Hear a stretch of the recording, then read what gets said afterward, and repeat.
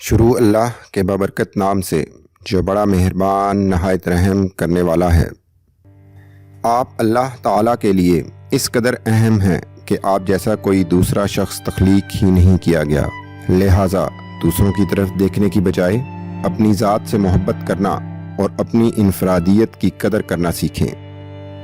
ہم کبھی وہ نہیں لکھ پاتے یا پھر بول پاتے جو ہم پر گزرتی ہے، صرف ہم اور ہمارا رب جانتا ہے۔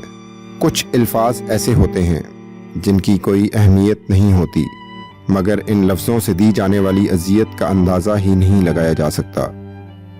ہم بوسہ لیتے، گلے ملتے، دعا کرتے اور خواب دیکھتے وقت اپنی آنکھیں کیوں بند کرتے ہیں؟ کیونکہ زندگی میں خوبصورت چیزیں نظر نہیں آتی بلکہ دل سے محسوس کی جاتی ہیں۔ دنیا میں ماضی اور مستقبل دونوں مر جاتے ہیں، صرف آج زندہ رہتا ہے، چنانچہ زندہ میں زندہ رہو، ہمیشہ زندہ رہو گے۔ اگر آپ تکلیف میں ہیں تو لوگوں سے اپنے حالات پوشیدہ رکھیں، اور اگر آسانی میں سے گزر رہے ہیں تو لوگوں کو اس میں شریک کریں۔ کچھ لوگ اور چیزیں ایسے لوگوں کو میسر ہو جاتی ہیں جو نہ تو اس کے قابل ہوتے ہیں اور نہ ہی ان کی اہمیت وہ کبھی جان پاتے ہیں۔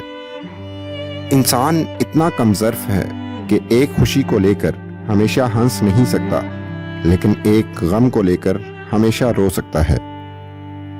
کتنی ہمت ہوتی ہے سننے والوں میں، کتنا اختیار ہوتا ہے بولنے والوں کا، اور کتنی بے بسی ہوتی ہے سہنے والوں کی۔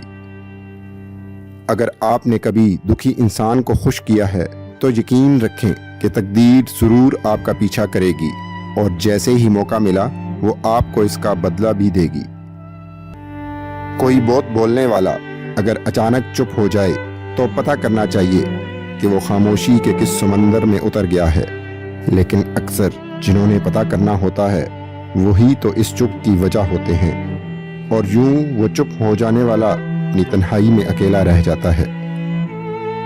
اس آدمی کو کوئی نہیں ہرا سکتا جو رشتوں کو مضبوط کرنے کے لیے کچھ بھی کر سکتا ہے۔